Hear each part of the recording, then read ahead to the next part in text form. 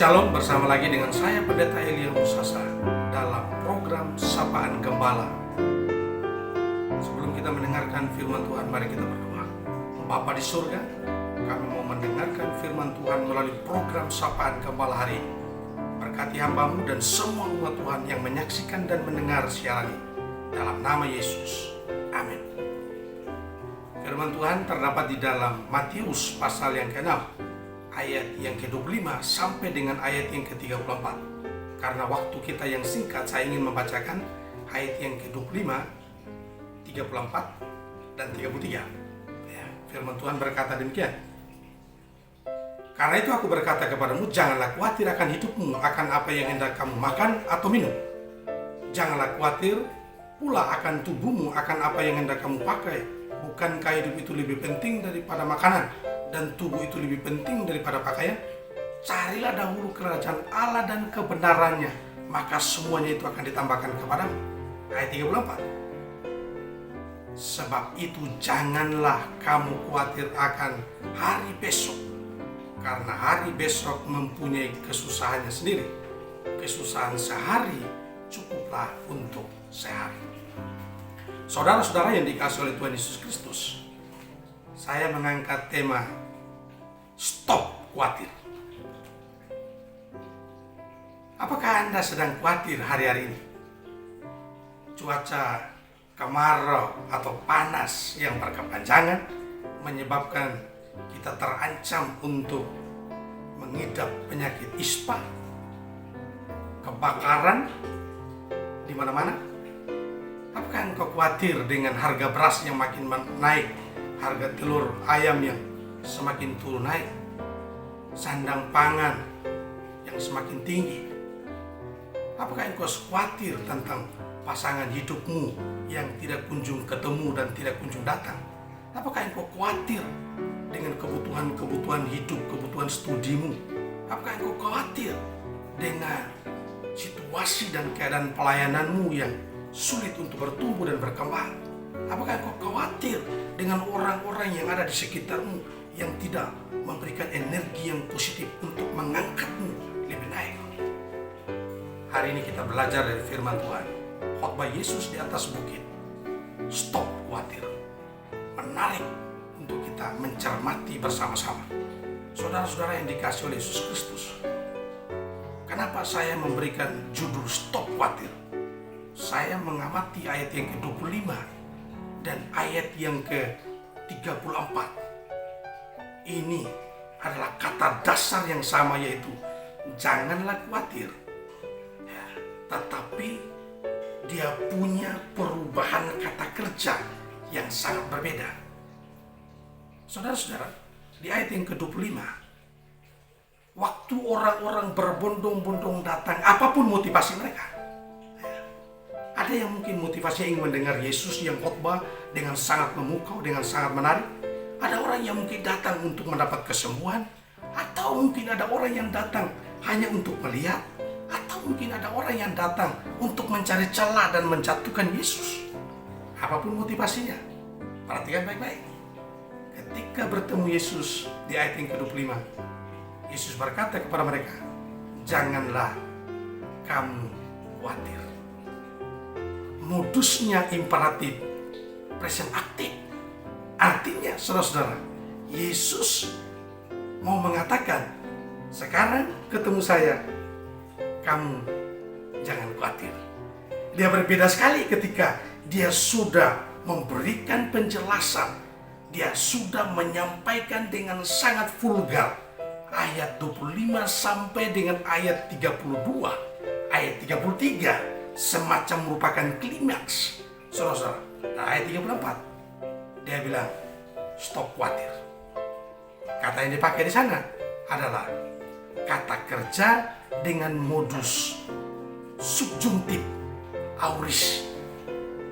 Saudara-saudara yang dikasihi oleh Yesus Kristus, kenapa ada perbedaan?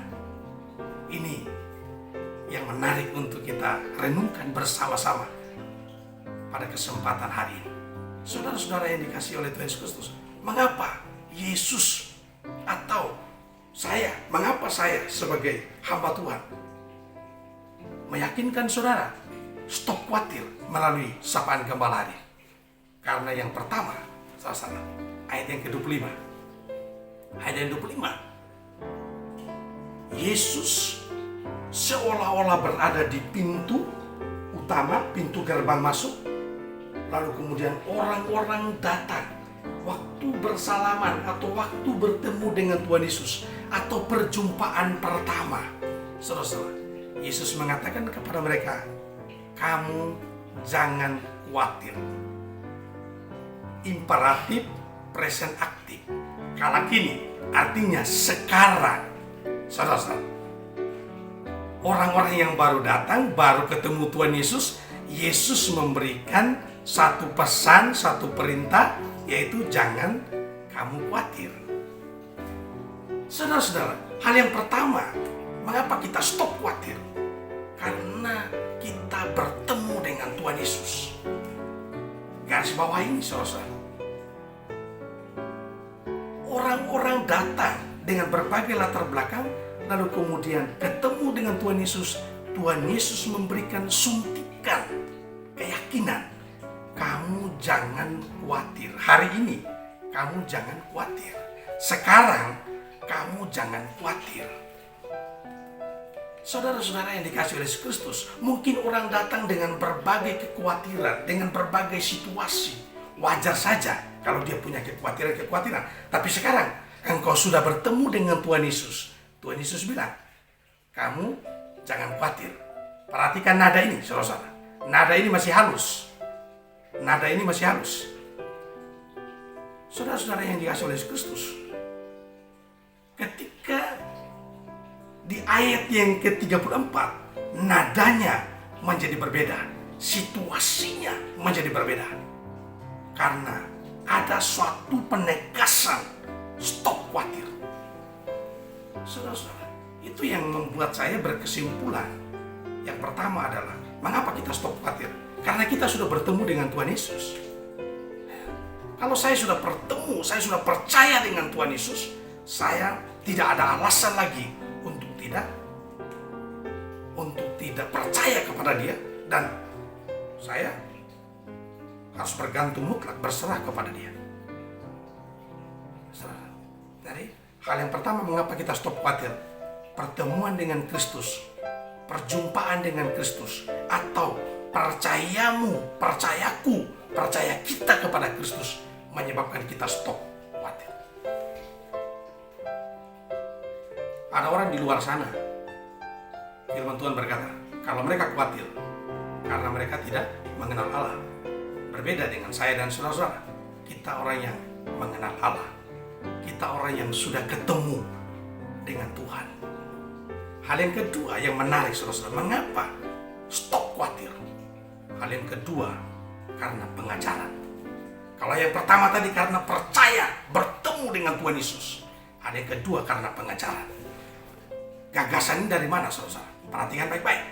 Waktu Yesus di atas bukit, ketika ketemu orang yang berdatangan dengan berbagai latar belakang, dia bilang, jangan kamu khawatir. Ketika mereka masuk dalam suatu ruangan bersama dengan Yesus, mereka masuk dalam satu persekutuan bersama dengan Yesus, Yesus berkata kepada mereka, stop khawatir. Ada apa di dalam ruangan itu? Ada apa dalam komunitas itu? Ada apa dalam persekutuan itu? Yesus memberikan pengajaran. Ini kata kunci yang kedua. Poin yang kedua, mengapa saya dan saudara stop khawatir? Karena pengajaran, Bapak Ibu. Pengajaran. Pengajaran yang mana? Yesus bilang, orang yang khawatir tidak pernah menambah sehasta dari hidupnya. Berarti khawatir, jangan. Berikut, burung-burung tidak pernah menanam, tidak pernah menuai, dipelihara oleh Tuhan. Wow, luar biasa.